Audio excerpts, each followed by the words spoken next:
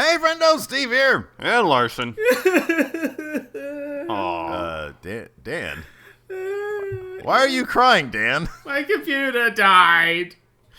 I've had a fucking nightmare these last few days. My computer shut itself, and my backup computer also shut itself, which I've literally never used. My backup Razer laptop, it was a pile of crap. It just fell apart immediately. So I have no computer, and I'm talking to you today through an old server that I have reworked into being a Windows thing. But Dan, the Undertaker came back. Yeah, well, I wish I fucking would have resurrected my computer before then. Computer first, Deadman second. That's the order. Something tells me that his Adam Rose gimmick of the month or whatever is going to be Adam Rose, computer technician. Something like He's that. just going to try to dream Right, him into... this is how it is. Like this is how much everybody knows how much I like love my computers and stuff. Is when like I was tweeting that my computer shut itself. Like my dad called me up and like consoled me like someone I knew died. Like that, literally at that sort of level of it'll be okay. Everything's gonna be fine. Like it's up to that sort of level. It's just sort of like I'm there going, I'm completely lost. If the internet ever goes down, I'm like, I don't know what to do. Immediately become a savage. Actually, yeah, and I didn't do an Adam Rose gimmick, and I sort of skimmed things. So there's no Dan notes. We're gonna be completely lost to this one. I know. No, look, we're gonna pull through. We're gonna lift you up and bring you through this crisis. I mean, we can't do shit about your computer, but we can help out with talking about wrestling. We can try to lift your spirits. Yeah, we can try to do that. I know. When I had to put my dog down a couple months ago, doing an episode of Going in Raw, really didn't do shit for me. So I don't know. I have no consolation. Well, I have no idea how to do that. So yeah, you're kind of on your own. Hopefully, you just turn on the lights, maybe go out for a walk. I don't know. Join a group, maybe? I don't know. It's sort of pissing down with rain right now. There's a fucking storm outside. And I've just realised the shops are now shut and I didn't get anything for dinner. This is the best fucking day of my life. I'm glad you're all here to witness this. See, this is great. And we have an appropriate book of the match in Starrcade 85. Yeah. Yeah, it's all good. This is happy times. Cowboys versus Russians. I know. That was great. Come on, it's fucking great. You have to love that. I've got some Steve notes here for Starrcade, but we can just go through Do you have Battleground notes? Our notes for Battleground. No, but I can look. What's a highlight for us? Undertaker came back. Yeah. What did you got? Because this is going to be our lead. This is going to be our thumb. This is going to be our lead story. Yeah. What did everybody think? How did you think? What was your gut reaction? In retrospect, now that we've had, or in hindsight rather, we've had some time to think about it. What's your guys' take on The Undertaker's return? Awesome. All right, I like that. See, positivity. No, I didn't like it at all. All right, I don't like it right now on face value. I need to know why. I need answers. If he just coming back, if he just came back just to screw Lesnar over, I think they'll get a match. They get a revenge match. No, yeah, they're gonna have a match. I'm sure Undertaker is gonna try to avenge his loss at WrestleMania, but I want to know why. Is he just doing it just to screw him over? Is he there to help Rollins? No, he's just there to screw him over. Done. Yeah, I don't think the Undertaker even watches wrestling anymore. That's Probably the thing. not. I think he's kind of like Dan in relation to Going in Raw. Yeah. I think, except for the anomaly that was last week, I don't think he even pays attention at all. He just checks in. Whenever it's time for him to check in, he'll just check in. He's like, man, I got this beef with Lesnar. I have no idea what he's doing right now. I have no idea if he's even going to be at Battleground. I heard through the grapevine that he might have been suspended at some point, but I'm going to show up and see what happens. And sure enough, he showed up. And I don't think this has anything to do with Rollins. I think this is purely for his revenge. My only point, I like 25% agree with you, Larson, in that if he was going to get his revenge, you would have thought it would have been against him at the last WrestleMania. Or even at SummerSlam last year. No, so it makes sense kayfabe-wise. Like, would you rather me explain this to you kayfabe of he's just a wrestler, or kayfabe of he's an evil spirit ghost? Story-wise, it has to be story, because we know why. I mean, he wasn't fit to wrestle Lesnar at WrestleMania this past year. Like, it's easy to explain away, because you just go, right, so what happened was, when The Undertaker was defeated, the evil Deadman spirit that was inhabiting the body of, what's his name, Mark Calloway, is that it? Yeah. Yes. The evil spirit left him, which is why when he went backstage, he collapsed because the spirit just left him and he was left on his own for a while. And the spirit was at peace defeated, and he was like, I've gone now. And then Wyatt comes along at the last WrestleMania and wakes him up again and angers him, and now he's up, he might as well. You see? That's how you explain it. See, if that was the explanation, I'd be fine with it, but Yeah. that's not going to be the explanation. Yeah. Well, no, nobody's going to explain it that way, though, because you Yeah. know, nobody can talk about spirits and stuff, but Dan just provided a perfect explanation. Larson, we're trying to boost Dan's spirits here, so whatever he says, just run with it. Be very happy that he said it. Sorry. Great idea. Genius. God damn it. Brilliant. Let's do that. I thought he'd just come out and go, you hurt Kane! And that'd be it. That's what. Yeah, exactly. He didn't get his revenge for breaking his 2 decades old streak. He didn't care about that. He was like, Oh, it's just 'cause whatever. Kane It broke was his my foot. it was my time anyways. It wasn't even that he broke Kane's foot. It's that he was mocking Kane, his baby. It had nothing to do with breaking his foot. He was like, because he didn't watch that far into Raw. That was the end of Raw. He just checks out the beginnings for the promos, and he's like, he just called my baby brother out and started talking mess about me. I better get into shape real quick and head on down to Battleground, wherever that is. About him getting into shape, he still walks like he's like 70 years old. Those tombstone pile drivers looked, oh my God, like Precarious. his knees, like and he's a total professional, and so I never had a doubt he wasn't gonna kill Brock's neck, because he lifted him up as high, like mid thigh, because he knew he'd be dropping down a little bit. Yeah. And you saw those giant, like, I swear to God, it was like he had pillows on his kneecaps. Yeah, I know. Under On those his right knee there, he has a huge brace you could see. Under those leather pants of his. Yeah. And so when he dropped, but it's like he dropped, and then of course the idiot crowd starts chanting one more time. Well, they started chanting Tombstone City. Yeah. Oh, that's great. I didn't even notice that. That's fantastic. I love that. But yeah, it's like, you know, I would be like, one's enough. One's just fine. Save Take your it easy. ligaments. Save your knees. No. Wait till Kneecap. SummerSlam. This is a WrestleMania. Yeah, it would be great. Inflammation. I know. Ibuprofen. Oh my God, I could do that all day. So yeah, that. I just have a hard time. Granted, I know there's Undertaker's mystique, there's nostalgia working in his favor, but when he kind of limps out there, I can't really take him seriously No, as a I threat think- to Brock Lesnar. Like, I can't. Because I've only seen The Undertaker a few times. Like, every time you see The Undertaker, he's very, like, cool and calculated, and he's just sort of there, and he wrestles, and he leaves. But the way he was pushing it was a lot more, like, actual, genuinely, really just being really pissed off. And because he had that face that was, I'm gonna rip you a new one, I was kind of like, yeah, he genuinely could rip him a new one. Like, I kind of agree with that. I kind of see both sides, because, you know, the realist to me knows, okay, this dude is on, like, this is it, like, it's very, very quickly coming to a close for the Undertaker, and his knees are just they're looking like they were gonna buckle. But Dan, that point also is that, you know, he came back, he didn't have his weird, you know, shaved mohawk thing. His hair was a bit more American Badass. There was none of the pomp and circumstance of like an entrance or anything like that. He showed up dressed in black.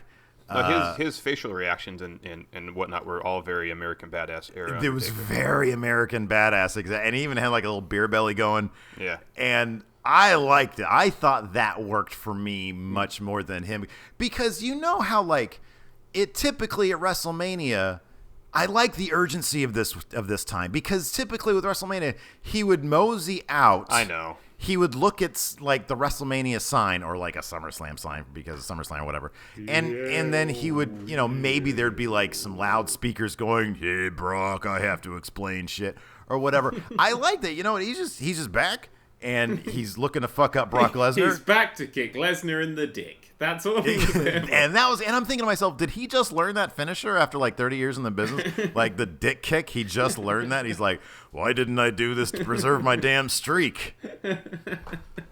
I have an idea. And this is the only way I'll get behind The Undertaker's return. This is his last ride. He retires at WrestleMania, and what we're going to do is going to do his entire career in reverse. It's going to be like a Benjamin Button angle, where he's going to start off as Old Man Taker, and then eventually he's going to get in better and better shape, and at his retirement match at WrestleMania, he's going to look exactly like he did. Yeah. Even fewer tattoos. Yeah. When he first debuted at Survivor Series 1990. Who did he fight? Didn't he fight Hogan? No, he was in the Survivor Series match. I think with Team DiBiase. With Team half of them are dead. Well, that could be. It's probably all the teams. That's true. Although, surprisingly, we'll get to this later. Surprisingly, I looked up how many people are dead from Starrcade 85. In the pre-steroid era, oh my God, a lot of people, I mean the pre-really nasty steroid era, most of these people are still alive. Yeah. Most of them are kind of, fucked at least up. 8 of them died in that ring during Starrcade, but okay. You would think because of blood loss. There was just there was just a lot of blood transfusion going on. Like a lot of people were just swapping blood. Although Abdullah the Butcher was on the card, so okay, yeah. Well, we'll talk about we'll talk about him in a little bit because man, what was that fucking thing on his head? We'll wait. Oh yeah, the huge. We'll just wait. Open gaping wound, dude, growth seriously, thing. It was like something out of a fucking. Who did that? It was like a David Cronenberg. Yeah, thank you, a David Cronenberg movie, exactly. But anyways, getting back to what are some other? Okay, so the Undertaker happened. I thought it was pretty kick-ass. They did. Was it just me? Maybe I was like sort of half paying attention when the lights went down and came back up. He got in there pretty quick, right? Were the lights off for a while, or were they quick? No, real quick. I watched it a few times. It was real quick, Super right? Quick, yeah. That was crazy. Because it's Seth's new finisher. He just turns into the Undertaker. He pauses the game and swaps out the character. It's like Super Saiyan. He just goes boom, and then hey, he's the Undertaker.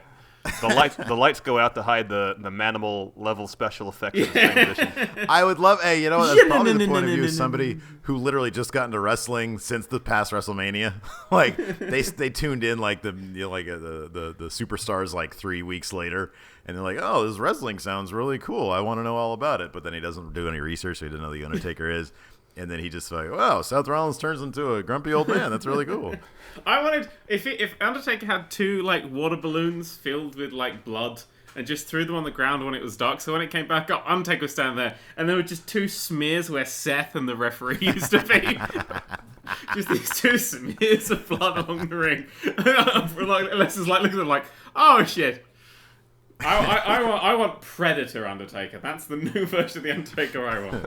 I wish that Undertaker would have like the lights go out, lights go back on, and it's Undertaker wearing Rollins' gear and like a really bad Rollins mask. Yeah. And so at first Lesnar's like he doesn't understand what happened. Like he's like, oh yeah, it's just Rollins. I don't know what happened. And then Undertaker takes off the Rollins mask. It's like Mission Impossible, but like really crappy. Even crappier than actually Mission Impossible. Yeah, crappier. No, he's wearing a Sting mask because of the thing with RVD at one point. A gif of which I've seen. So yeah, it's like, it's Sting! Oh, it's The Undertaker! With just no explanation of why he does it. That'd be great. That's his new gimmick. He just takes that one moment and just expands on that. What other highlights were there? Let's talk Owens versus Cena. Larson, what was our prediction for Owens? I think we both thought Cena? Owens was going to win. Okay. Did we? Is that true? Or do we think so. Okay, because you're probably right. You're probably because going in, it seemed like it would have made sense for Owens to win. Yep. Another good match. Cena's doing this top rope. I like number one, nitpicking time. I love that Cena's stupid, horrible, fucking springboard stunner got rejected. Reversed. Yeah, he hit the right trigger button in time. And then the top rope AA, I tweeted this out. See, say what you will about Cena, he'll protect the shit out of you because it takes so much more extra effort to sort of like position the guy so that you're not. Most people, if they were doing this, they would have just kind of just thrown him there, and it's like, okay, I hope you can swivel your fat midsection. Yeah, exactly. Yeah. I have like no throwing regrets. a newborn bird out of the nest. Just Yeah, exactly. Hope you fly. Learn how to fly. But it takes so much more extra effort to like swivel him over to make sure, okay, your neck is protected, you're good, you'll just land. And so that I always love seeing that because I don't know, it's nice when wrestlers protect each other and it's obvious. That being said, it was a decent match. I think this is probably like SummerSlam. They're gonna have to really do something different to step up their game. But it'll be. Go ahead. I didn't like it. I didn't like this one. Yeah, it was finisher. It was the exact same thing. It was finish. They do a finisher. They go to a replay. Somebody goes for a finisher. Counter into my finisher. Go to a replay, and they just loop that for the whole thing. It just that game. But it just felt like it's like, what's it gonna take to kill these two? I'm like, maybe something called a finisher would finish this, but no. Yeah, we need to bring back finishers because everything's now just signature moves. Everything. Yeah. It's infinite finishers, like our fuck wrestling. It is infinite finishers, and I get that. I think maybe I'm just numb to it at this point because they've been doing it for a little while now. I remember, Larson, you remember when Stone Cold? I think that was the first time I really noticed it, or the first time they did it, and it was a shocker when Stone Cold and The Rock were fighting, probably at 17, and it was 16. I don't know which one it was. It was Stone Cold, maybe it was 15, and they started doing each other's finishers to each other. And they would kick out, and The Rock kicked out of like 3 stunners, and Stone Cold kicked out of like 3 rock bottoms, and then he gave a rock bottom. Remember back then, it was shocking. Yeah, it was. Oh my God, I've never seen before. This is something that we've never seen before. And these days, for whatever reason, just over the past year or so, it's just finisher city. Like people will just start kicking out of finishers left and right. I guess to a certain extent, I don't mind people kicking out of the AA because I feel like that's Cena and the WWE acknowledging that John Cena has a shitty finisher. yeah. Or I mean, I don't mind them actually like sort of acknowledging that Cena's not what he used to be. Like there's some method to his execution that's like whittling away that we can't really notice because it's the same fucking thing he always does. But like how he lands it or whatever. The only thing that I kind of that I was okay, one thing that I was okay with in terms of the infinite finisher thing, is that it was sort of establishing Owens because Owens he bitches out too much on the regular show. Whenever there's a fight to be had, he does a thing where he just looks like he's going to go back and have a hot dog instead. He just sort of gets out of the ring, says, "Nah, I'm going to save myself. I'm really not in good shape," and he leaves. And the hot dog will fix that. Exactly. Hot dogs are to Kevin Owens what spinach is to Papa. Exactly. So I don't, because it's sort of establishing, okay, what are his power levels? And I like that it's sort of establishing them as strong. Yeah. Which is why I'm sort of torn on him tapping out, because I was kind of hoping that he would, but then I don't want a screwy finish either. I think I just didn't want Cena to win somehow. I don't know. Yeah. I think what could have been okay with that finish, I was thinking about Kurt Angle and Shawn Michaels at WrestleMania when they had their match. Oh, if they'd really Shawn Michaels was in an ankle lock for what seemed like 10 minutes. Yeah. And if they could have done something like that. Yeah. Maybe, or have him, I know it's kind of cliche to have him pass out. Oh, And that's kind of a face thing to do. No, anyway, but I honestly, either of those things, like if he would have been in the STF or whatever they call it, if he was in that for like 5 straight minutes or whatever, just continually clawing, or if he passes out, I think either of those things, because he kind of tapped quick, and I'm like, after all that, especially after, because it was like the AA off the top rope, he kicks out, then he gets put in the STF, and he's like, that's it, I give up. Yeah. He did that small package in between. That was like his last gasp offense. I'm going to sort of pay attention going forward to see if maybe his thing is he can take the big bumps, but if there's any amount of like physical anything that's strenuous physically, like that's where he draws the line. He's the like, hot dog's just slightly too far away. Yeah. That just sucks. I'm tapping out. Screw this shit. I don't know. To fix finishers, because finishers at the moment you have sort of that. It's just they're all pretty much, they're not really finishers. They're just things you can do. Having everybody gets like maybe once a year you start using a kind of a new finisher, and then your old one becomes more of a signature move, and then the next year you get another one, and you sort of recycle them a bit. So when you first get it, it's unstoppable, and then as people start using it, they start getting more and more used to it, and the tactics of how to survive, how he'd land to stop that move. Then you get up a new one, and then it resets. So everybody can have like really strong periods of new finishers.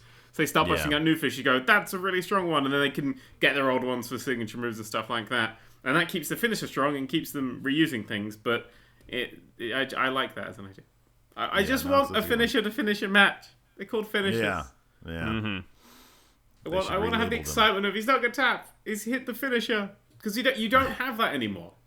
Because the only thing I can say that's really good about the old stuff is when someone gets hit with a finisher, it's finished. That's it. And if anyone ever kicked out, it would be like, what? But now it's like, they kicked out. Yeah, well, the match has only been going on 15 minutes. I'm not surprised. It's funny.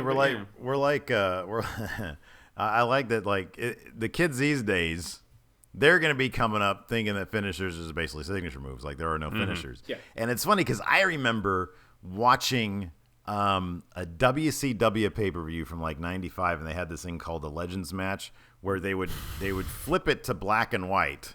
They would turn the card to black and white, and they'd bring out two old timers. They was Wahoo McDaniel and somebody else, and the finisher was literally like an arm bar. And or some like terrible thing that we would never use now. And you saw that in Starrcade '85 too. Like some of their finishers were just like they were stumbles, you know. Oh my God, he gently bit his arm. The ultimate finisher. Exactly. And so it's like we're at the point now where we're like, I remember when finishers used to mean something, but the kids they're gonna be growing up like, oh, what, the stunner? That's not a finisher. That's just what he does to that sort of that whittles away the other guy's power levels, you know. Yeah. That's the sign for the dude to get the beer out of the fridge. That's what the stunner was. Exactly. That's how they're gonna know it now. So okay, I'm gonna moving away a little bit. Wait. Are we all in agreement? Owens is gonna win this belt at SummerSlam. I hope so. I hope so. He has to. Yeah. I mean, I don't think there's any way around it. I'd rather Lesnar wins it, and then Lesnar has an open challenge every Raw. We just get 10 minutes of quiet time in a Raw. It's like, who wants to challenge Lesnar? And just no one comes out. It's like 10 minutes of Heyman proselytizing over the religion of Lesnar, which has just gotten out of control. And then, exactly. And then it's just crickets. Yeah. Nobody comes out. I like that. Or somebody comes out with like a gun. That's what Sheamus has in his case. Yeah, that's what I'm thinking. Yeah. He's got, are you not entertained? You just shot a guy. Everybody's stunned. No, we're not. We're horrified. You just literally killed a man with a gun. Okay, so a low light for me. Where the fuck is Dean Ambrose? Yeah.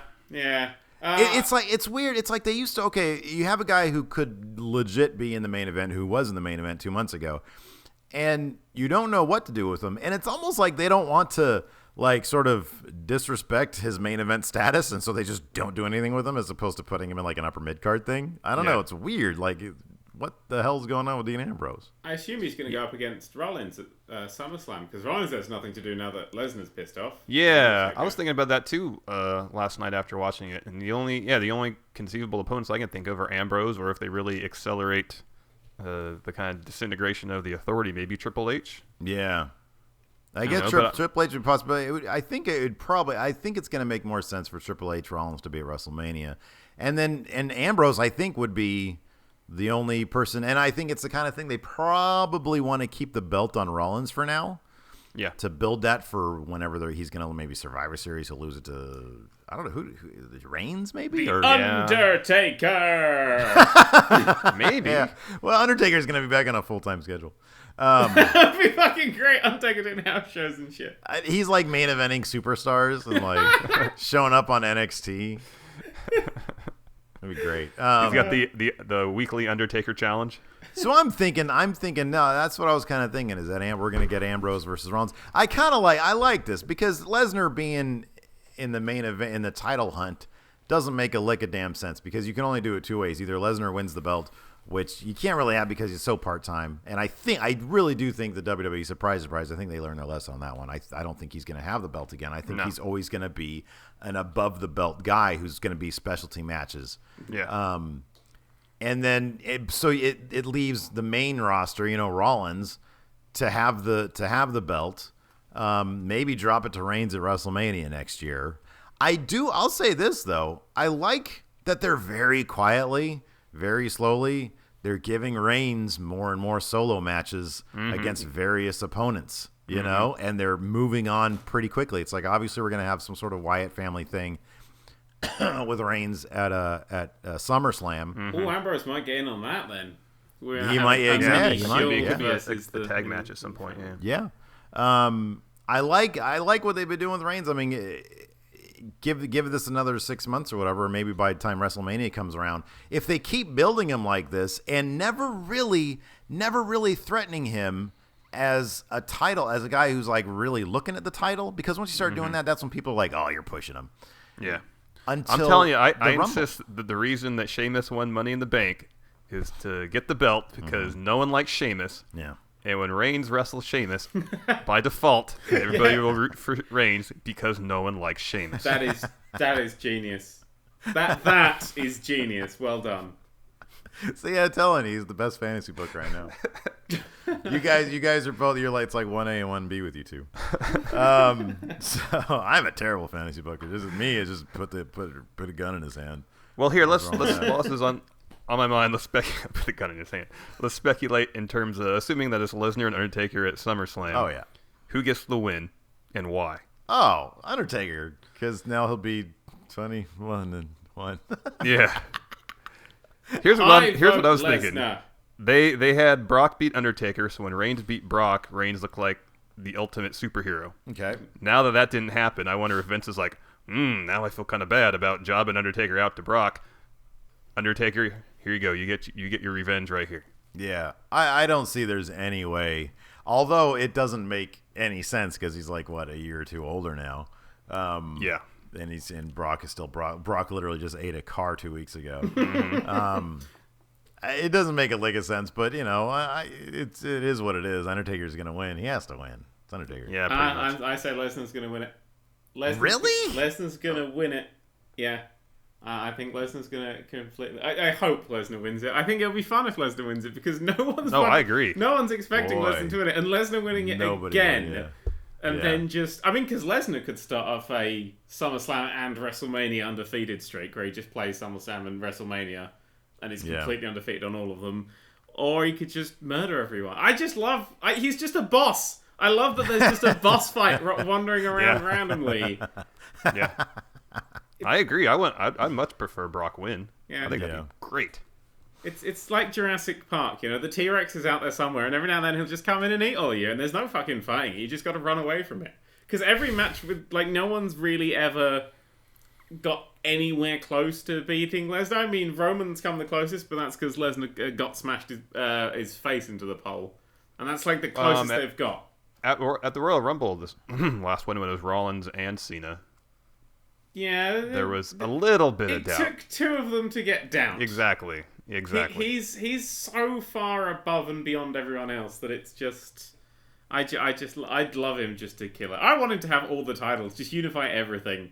Yeah, totally. And I mean, because bring him into the Divas division, really spice it up. Just you want a revolution? Paige is just there, and there's Brock just turns up behind her and just starts killing the Bellas, and that's what he wants, just all the championship. And then he's on NXT, and everyone's just running away, and then he just appears on fucking.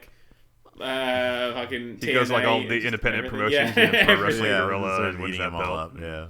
And he just has, he gets defeated because all of his belts, he wears them all at the same time, and it just crushes him to death. He wears them during the match, yeah. No, I think he has the belt smelded into a car. He just has them all, or he gets a car, the grill is just all his belts. My favorite tweet from last night actually was, can Sheamus just cash in on the Divas Championship, please?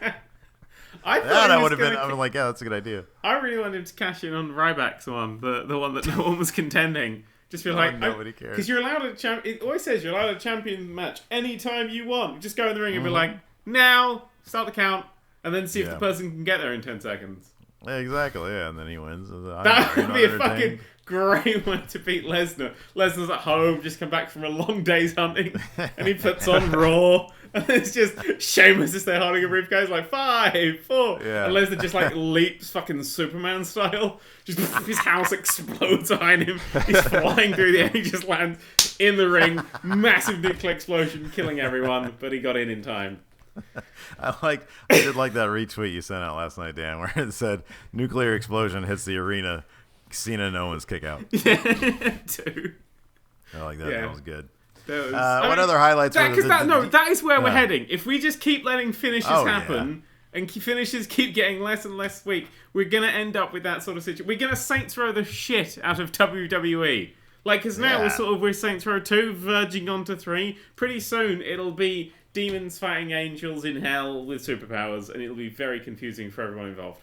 And Vince is going to be like, oh, what do we do next? Can we have Sheamus carry a gun around? Is that possible?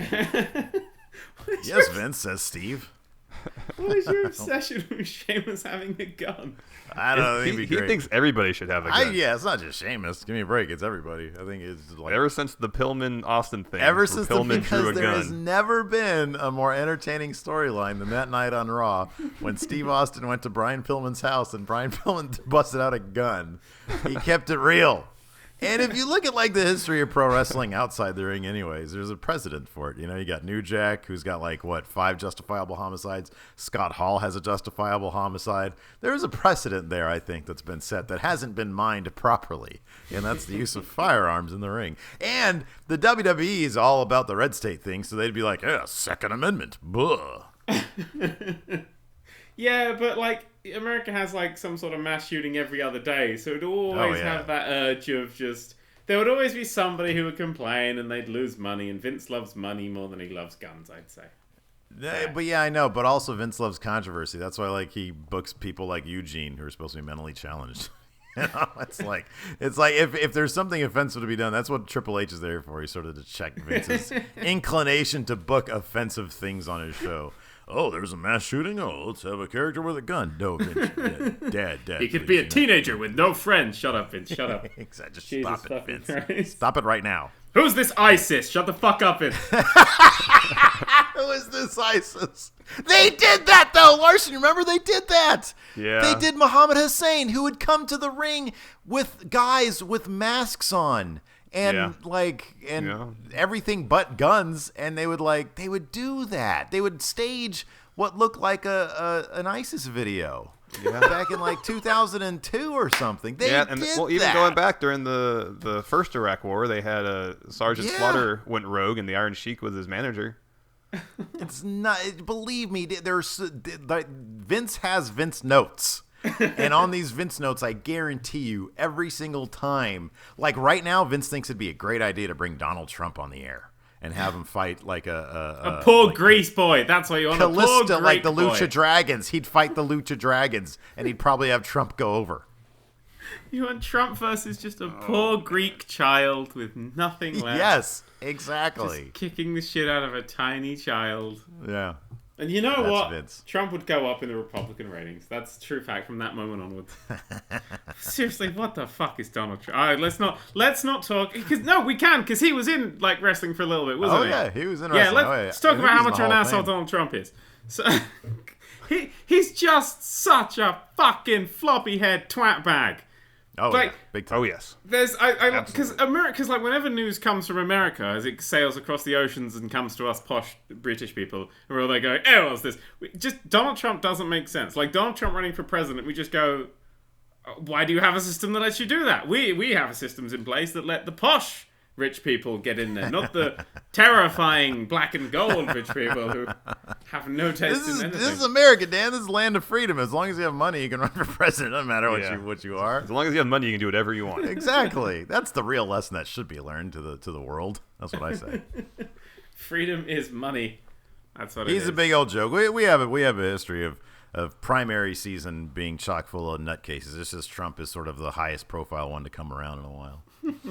But it's usually it's actually a bit scarier than Trump because there's people like Michelle Bachmann who are like legitimately actually already political figures, people who are actually government officials. Actually been elected to office, who have terrifying ideas, and it's like, you know, she gets a surge in Iowa or some shit, and it's like, oh my God, please don't tell me.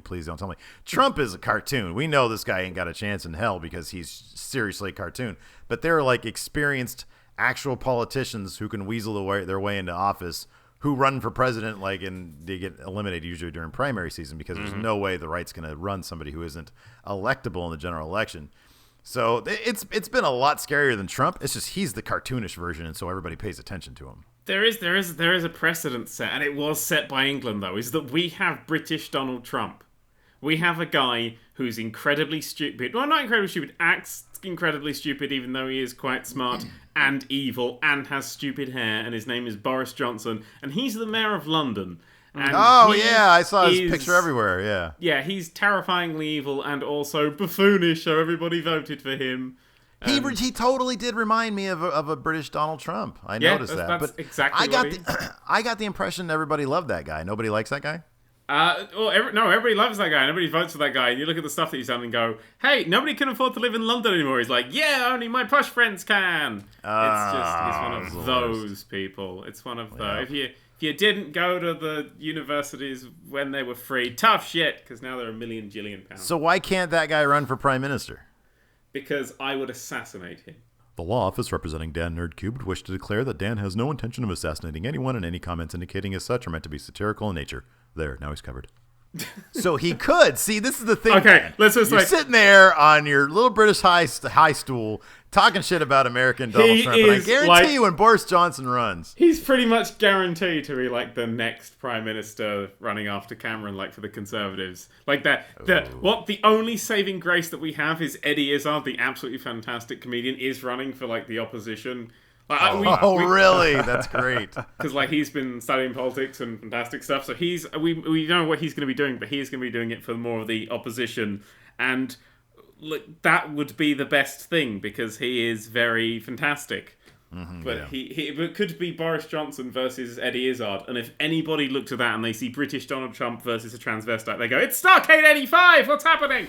There, I tied it back in before I start writing it. All right. Other highlights from the show.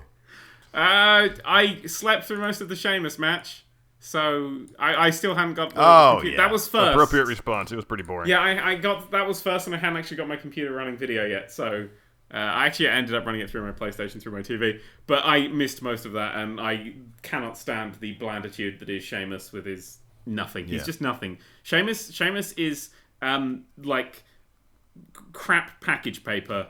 You know when you get that if you get an Amazon package that's full of that brown paper and you don't you have no other use for brown paper. Like it burns immediately, so you can't even start a fire with it. It's there, and it doesn't even do a great job because your package is all banged up. That's what Sheamus is. He's brown package paper, but the whitest thing on the planet. Yeah. There. I thought the Divas match was okay. I wasn't sure it was a great showcase for their first. It seemed slower paced than just the match that Sasha Banks and Charlotte had on NXT last week. Oh yeah, you know what I actually thought? I was like, when it was like, who started it? Was it Charlotte or Sasha Banks versus one of the Bellas? I think it was Brie versus. However it started out, I think it was Charlotte, and I was thinking to myself, like, man, I don't think the Bellas really know how to wrestle. And so this is going to be kind of annoying because I know that Charlotte and Sasha Banks are going to want to really do their thing, and I don't think the Bellas know how to keep up. And that's what I kind of got. I kind of got, that was my like, worry too. Yeah. There were probably four girls in the ring. Who am I thinking of? I'm thinking of the three, obviously the three: Paige, Charlotte, Sasha Banks, or Becky Lynch, and then Sasha Banks. They all know what they're doing. Naomi has a good thing going, kind of. Yeah, Naomi's good. But everybody else, like Tamina's just big, and then the Bellas and Alicia Fox, none of them know what they're doing. And so you kind of had like it's sort of half and half. Like you have sort of half of the people know what they're doing, half of them don't, and that doesn't really usually make for a really good match. And so I think this when it's funny because you notice it when any of the NXT girls were in there against each other. It was going off really good. Like when Sasha stacked, I know it was Brie, but she stacked Brie and Charlotte. Yeah. On the corner ropes. I thought that was fantastic. There was large stretches of the match where they just tossed Brie out of the ring so they can do their own thing. Right, exactly. And I thought that was necessary. So I'm like, you know what? Phase the Bellas out. Let what's her face? Nikki get the record. Have the record. That's fine. That probably placates Vince. But then get Charlotte the belt ASAP or even Sasha pretty quickly, and then bring Bayley in as quickly as possible. It was 1,000,000 times better than any Divas match on the pay-per-view in the last year, though. Yes, that is absolutely correct. And it had the highlight of the night in it, which was Cole calling Sasha Banks Sasha Grey, which I thought was incredibly fun. That was, now that you bring that up, two things struck me about the commentary. Number one, it always strikes me about the commentary, but especially so during the NXT, the ladies match, was just how terrible Cole is. I mean, I think I just am able to sort of phase him out, but maybe I'm just used to like NXT has decent commentary. Like I'm never turned off by it. Cole is just a giant fucking turnoff. You know what? I'm actually going to defend my hatred enemy of Michael Cole because during the Beast in the East, that's what that is, the Beast in the East thing, his commentary was pretty good. Yeah. He was calling spots, and he was doing everything he should do. And I was there going, I'm enjoying Cole's commentary. What is happening now? I wonder if there's a difference because he did that live from like the studio. He wasn't in there. Bristol, yeah, he Bristol, wasn't there. Stamford, yeah. At the event, they were doing it from Bristol. Yeah. I just think he had way less voices in his ears telling him what to say during it Yeah, because that it was could be. ridiculously early in the morning for you guys for once. I'm not getting up that early. Fuck that. Just let me know if Kofi survives. Yeah, exactly. Yeah, let me know if we're gonna have an insurance issue on our hands or another lawsuit. After Brock Lesnar lobbed that car door at a child. Oh, dude. Oh my god. Oh, he nearly decapitated a child. A child. That's what the Undertaker's come back for. The Undertaker's defending the child. You went too far. That was my son's best friend, Kyle. He can't throw doors at people. His dad is all over my ass about wrestling. It's annoying, you know how it is. I'm trying to read my paper and Phil's out there. Anyways, we gotta get going on this. So anyways, any other high spots or low spots that we can talk about? Yes, a high spot. The New Day. Yeah. Oh yeah, they're great match. And you Xavier know what? Woods is great. Curses to you, Dan, for talking so much shit last time about Xavier Woods' YouTube channel because that thing is a thing of brilliance. It is, isn't it? It is. It's amazing. It really Fantastic. is. Anytime you can get Rusev playing Street Fighter, and like Seth Rollins playing Teenage Mutant Ninja Turtles Heroes in Time. The entire time Rusev was playing, I was just waiting for him to say something because I was like, wait a second, Xavier Woods is using Austin Creed. That's his real name. They're none of them, like most of them, when they're on there. I mean, Seth does, but like when it was a bunch of them, like Heath Slater, they called him Mr. Miller because his real name is Heath Miller. Mm-hmm. So they're doing this. I mean, it's so weird because it's kind of significant that you have this platform, you know, the YouTube thing that they're doing, and that's their form of reach out. But then they're doing it as a behind the scenes type thing using kind of their real names. Yep. Which is fascinating because that's the first time they've really done like something like that, you know? So anyways, although I don't know why they're referring to Rusev as Tong Po. I mean, that's got to be that might be the kind of thing where they're like, Rusev is he has too much of a mystique about him. Could be. You know what I mean? Like Maybe that's his Xbox handle. And that's there you go. And that's what I was waiting for to hear him talk because I was like, wait a second, I don't know if he really has an accent or not. And he does. And he was like, yeah, I was playing it. I let you do my finisher or something like that. I don't know. It was funny because he was talking like any other normal bros would be talking when they're playing video games, but he had it in his Rusev accent. And he was like, I don't know. It was cute. There was something very cute about it. I never thought I'd apply the word cute to Rusev, but it was very cute. It was very charming. I love Rusev. He's my favorite. Yeah. Anyways. That was, but the combination of that plus the incredibly funny New Day match, they sort of won me over because normally I'm like, it's the New Day. I kind of like them, but and this time I was just like, that was hilarious and brilliant, and I sort of liked it. Yeah. They're fantastic. I hope that they do a third match against the Primetime Players at SummerSlam because I think they could really take this feud into some really entertaining places. Yep, tricep meat places. Oh, that was great. That was so funny. It really was. I think we've actually gone through pretty much everything now. All right, time to talk about... No, there's one more thing. The Miz was there dressed as Kylie Minogue. And that's everything. I was cracking up at Miz. I don't know what. Sometimes I'm just in a Miz mood. It's weird. Like, I don't want him anywhere near the main event. But when he comes out and just says, St. Louis, will you please shut up? I know. My hand's up, your mouth is closed. That was great crowd as well, the Big Show hasn't been around since the Attitude Era. That was good. I don't know. I laughed. I thought it was funny. It was a good little spot, good little moment. And then Ryback's going to come back and whatever. Let's talk about Starrcade 85. Yeah. All right, if we have to. It's time for our book of the match. We'll go through this quickly. There are a couple of things that I just really loved about this. Because, Larson, this is your fault. Because you were up one night, I guess, and you started texting me telling me that you were watching Starrcade 85. Well, after the last pay-per-view episode of Going in Raw, we were like, okay, let's find a pay-per-view that's got a Dusty Rhodes match. So I went on the network and tried to find the oldest WCW pay-per-view they had. They have one older than this. Always but this a is good the idea, one where Dusty wins the belt from Flair. Yeah. And so I thought, okay, I'll start watching. And then I was just texting you. It was like, oh my god, 2 matches in, there's already been 3 cowboy characters.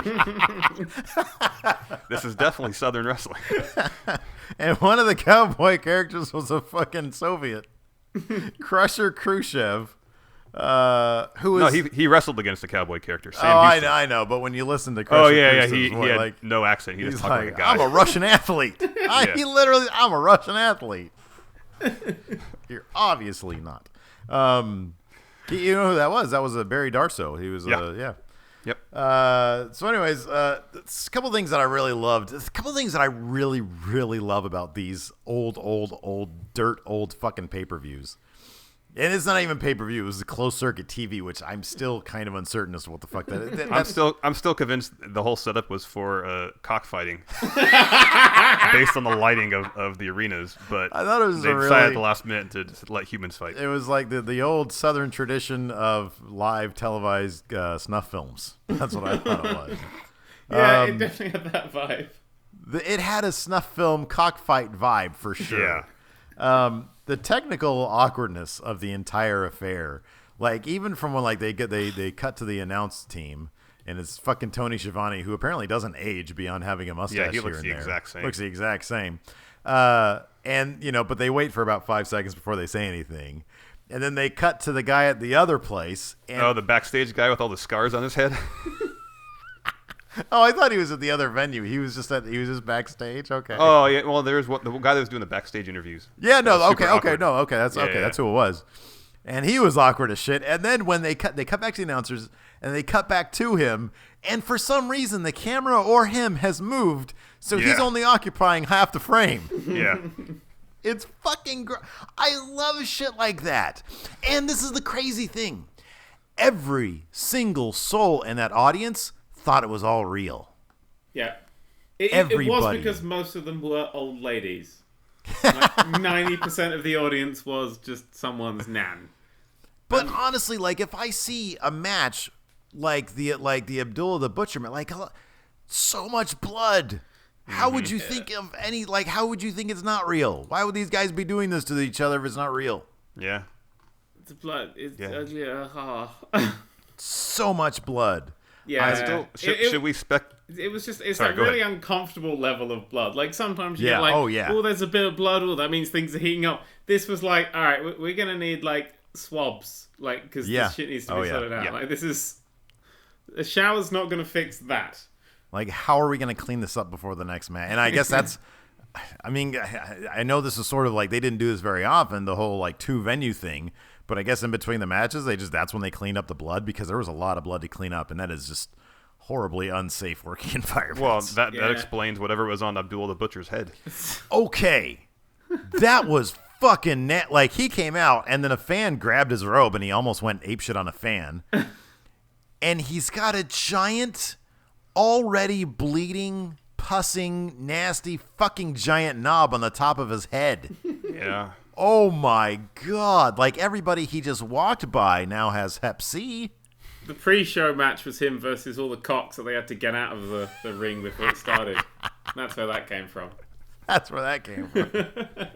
God damn it. And then another thing I noticed is that the NWA, I get that it was a territory thing, but like there was just a belt for everybody. Like everybody there was what the fuck is a mid-Atlantic belt? I mean, I think I know what it is. It was like from the Mid-Atlantic promotion, I'm assuming. Yeah. But I don't know. I just thought it was like everybody has their own belt. And I'm like, we all bitch about, is the United States Championship, is the Intercontinental Championship going to be relevant? I'm like, these guys, everybody had a belt. Yeah, how was the NWA National Heavyweight Championship relevant? Especially when Buddy Landell, Ric Flair 2.0 has it. I mean, he just died. Rest in peace. He just died, June 22nd he died, I looked that up. I mean... It's crazy, though. Like, Abdullah the Butcher versus Manny Fernandez, I think it was. Raging Bull. They're both still alive. Black Bart versus Ron Bass, they're still alive. Wow. Buddy Landell just died. Terry Taylor obviously is in great condition. He's still alive. That guy doesn't age. Magnum TA, probably the best thing ever to happen to him was getting in that motorcycle accident because he seems quick as a whip these days. Mm-hmm. Like, he's still alive. Tully Blanchard's still alive. Minnesota Wrecking Crew's still alive. Yeah. Billy Graham's still alive. Is Wahoo McDaniel still alive? I think so. How was Wahoo McDaniel? He looked 80 back then. I don't know. Another thing I loved was Jimmy Valiant. Yeah. He came out in a shirt that said "The Street People." Now, I know that this was kind of early Reagan era. I mean, it's like, I guess he had just finished his first term. Yeah. But like Reagan, I'm not sure he had let out all the crazy people onto the streets yet. So this is maybe before street people meant homeless people, because I think that's what it means now. Yeah, I don't remember if you mean letting people all out of the mental. Yeah. No, I don't remember when that happened. No, Wahoo died in 2002. Wow. Okay. Oh, okay.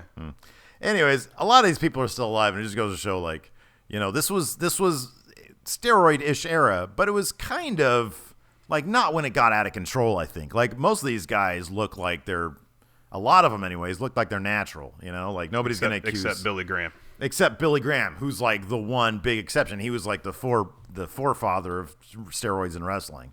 I mean, I remember the most disturbing thing I've ever read I've ever heard of in wrestling, well, one of the most disturbing, because there's plenty of them, is when Billy Graham in his autobiography was talking about doing steroids. He was like, yeah, I would just lay there in bed and I'd feel myself getting bigger. Mm-hmm. Oh, that's fucked up, man. There's something really unnatural about that. Wrestling! That's what we're here to celebrate today, people. Levity! God, I'm fucking back. Oh, man. Anyway, so, yeah, lots of blood. It came off like a giant, like, staged snuff film. I love this kind of shit. I will say, it wasn't the worst Saw film I've ever seen. That was no. Oh my god, I had the exact same thought. It was during the Tully Blanchard Magnum TA match when he was like literally, I forget what that sharp object was, because it was like a wooden chair or something. Mm-hmm. It was like a shank. Yeah. Again, Mission Impossible is going to stab him in the eye with it. It's right there. He was like, it's this. Maybe that's why I love it, is because it's basically my kind of fantasy booking. Because I'm like, if any of these people had thought to bring a gun, they would have brought a gun. Like, and I'm surprised. I guarantee you, there's at least 5 guns in the audience, because this is the South.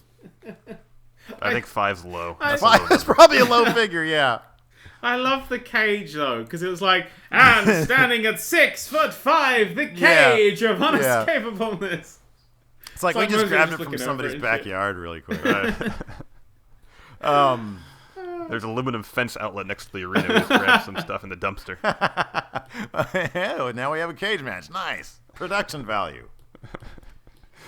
Magnum TA would have been huge if he didn't get in that motorcycle accident. That guy was nothing but charisma. I know. That guy's a stud. Like, I'm straight as can be, but he's a stud. Yeah, he was. Oh, yeah. So, anyways, I don't know. I love this shit. It always makes me wonder, I'm like, what was I doing back in 85? Like, I could have been watching this back in 85. I think I was like 7 years old. I wasn't. You were not even in existence. Am I correct, Dan? No. I was some fucking, I don't even know. Oh, existential crisis. I was still probably disappointed by this though, wherever the fuck I was. Yeah, wherever you were. I looked at the card for it, and I was like, there was someone in there that I was like, that's gonna be so weird, because the World Tag Championships match was Ivan and whoever. Kolov or whatever, the Koloff, versus The Rock and a guy called Roll Express. I was like, I didn't know The Rock was active in 85. What's this going to be? And then they came out as The Rock and Roll Express. And I was like, oh, man.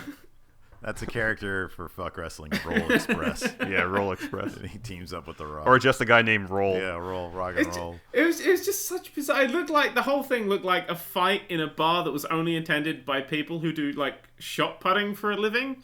You know, like those giant Olympians, that's what it sort of looked like. There wasn't there was no difference in any of the people apart from hair color. It was like a really early WWE game for like the PS1. Yeah. Just they changed I've always noticed about these NWA, WCW shows is that the audience always looks like they're from 10 years prior to when the show happened. Oh, yeah, it does. Like everybody in the audience look like they're straight from 1975. Yeah, I know, it's great. And then old people, if you watch one from like... Yeah, if you watch one from like 1992, like right when they're on the cusp, everybody looks like they're from 1982. Yeah, I know. It's crazy. Yeah. It's always exactly right. I just looked it up, and Dusty Rhodes didn't win the championship during this match. Or he did win it, but then the next day he lost it. They were like, no, that's DQ. Yeah. Okay. A dusty finish. There we go. The dusty finish. There you go. Yep. And I think it was... They did the Great American Bash that year for the first time, and that's when Dusty finally beat Flair. And there were so many, like, the finishes. Or was it next year? We were talking about finishes earlier. Like, the Wahoo McDaniel, who did they fight? Was that the Wrecking Crew? Ole and Arn? Maybe it was them. Yeah. I forget. Yeah, it was. Like, that finish was just somebody stumbled off the top rope, kind of, or on like the second rope, and sort of stumbled onto Wahoo. And then Wahoo just couldn't get. Or I think Ole might have been holding his foot. Maybe that was Arn was holding Ole's foot or vice versa. Yeah, and there was one part during that match where I'm sure Arn whipped his Oh my God! No! That's a note. There's a lot of Dick Arn spots. That's right. Because there was one part. There's a lot of Dick spots in this.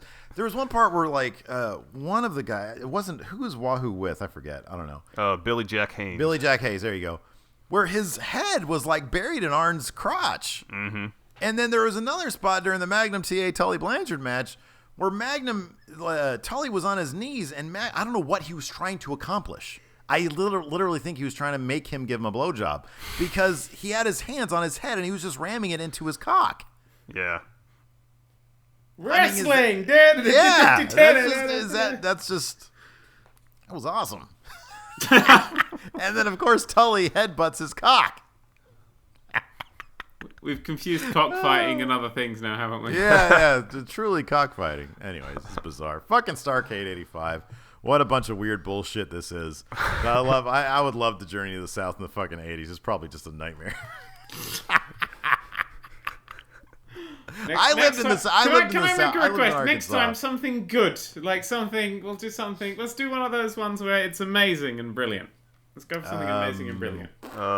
What's the previous SummerSlam we can do? Wait, what? Let's do something with The Undertaker. Let's see The Undertaker in his prime. Let's show me good Undertaker. Okay, well, we have a couple options. We can either do if you want good Undertaker. What about which one was Undertaker versus Shawn Michaels at WrestleMania? That was supposed to be real. Which one? There's two of them. Or we could do here's a couple options. Triple H versus Taker when Michaels was the guest rep.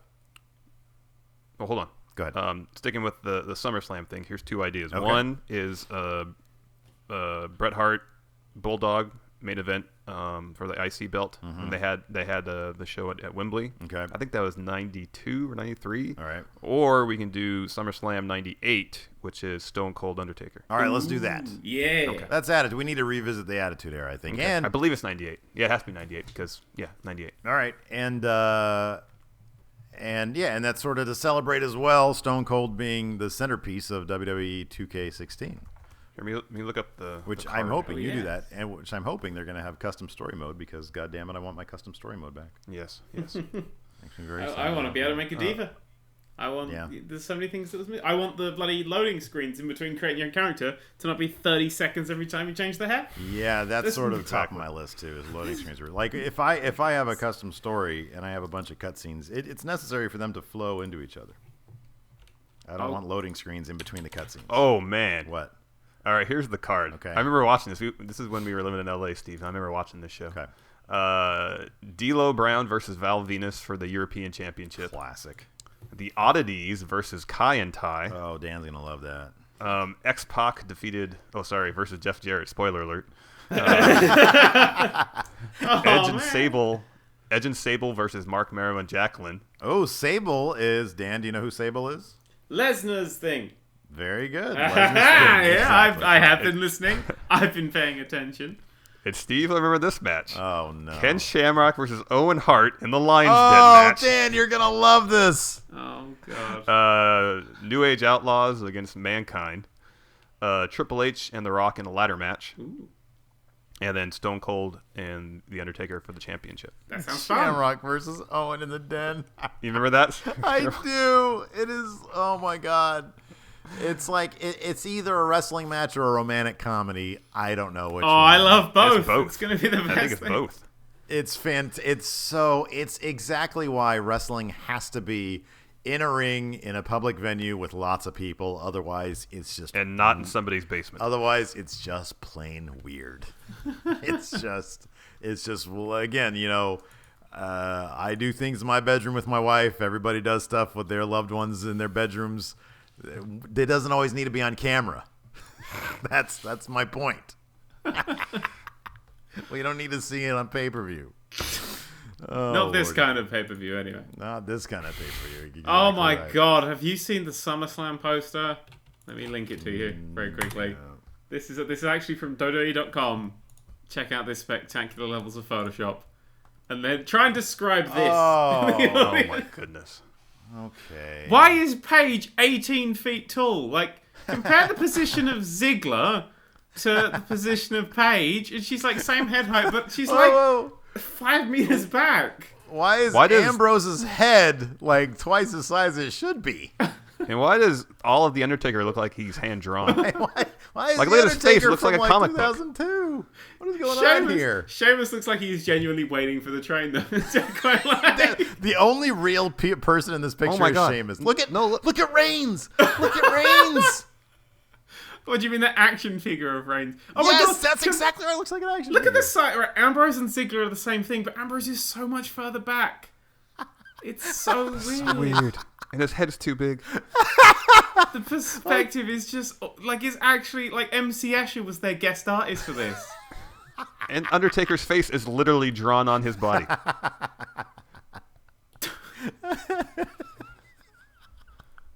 That is not a picture of his head. Oh my god. That is a drawing. This is hilarious. That is awful. Why the fuck is Lana with Ziggler? What the fuck? That's Lana, isn't it? Have I missed something? Oh, Dan, haven't you been paying attention? This is like the best angle that's been happening right now because it's completely. I'm a huge Rusev mark now because of this. So Lana left Rusev, or he dumped her, and she wouldn't go back. Rusev started shacking up with Summer Rae while Lana started shacking up with Dolph Ziggler. But Rusev's fucking mic skills have been hilarious because Summer Rae is exactly what he wants. A subservient, sort of like... How do you describe her? Willfully submissive? yeah, willfully. My new girlfriend who is both hot and willfully submissive. He's got this comedy kick going, but it's not like this overt comedy thing. Like last week, Kevin Owens comes out because Rusev comes out for the U.S. Open for Cena's thing, right?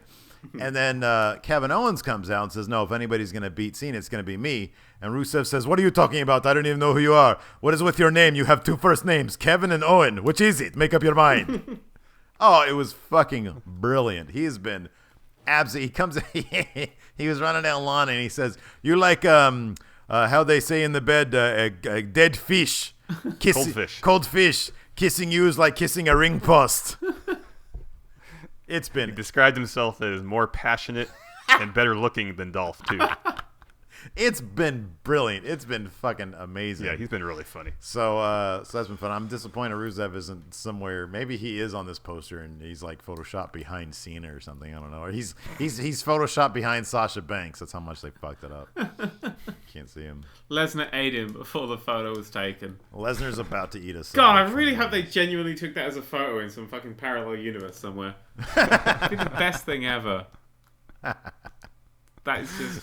I'm just getting... It's just... We'll try and link down the description because, like even Bray's hand, like, Bray's knees are with the Undertaker's feet. He's leaning back and he has his hands out. Yeah, his hands are in front of where the Undertaker's going. Ah! Oh, it's so weird. What a clusterfuck. Like, Triple H probably did it. Hey, like, I've been trying this Photoshop stuff. Look at that. I drew the Undertaker's. There's an app. I drew the Undertaker's face. Give the Undertaker a zoom in of an ass for a chest. It's going to be brilliant. It's going to be great. I love Dan's doing his Triple H. That's great. It's my Triple H voice. Show your teeth. It sounded like you were going kind of nasally there, so I thought you were doing a Triple H. Yeah, I was trying. Okay, yeah, see, that's great. It's quite hard to do. It's very hard to do American accents because I've watched so much American TV. I just assume everyone talks like that. I get confused by anyone without American accents. It's like I don't speak like that. Oh, good heavens! Wow, I wish I did. I thought I totally was a. Definitely one of those American. Everybody speaks like Hugh Laurie, huh? Yeah, that's exactly. It's funny.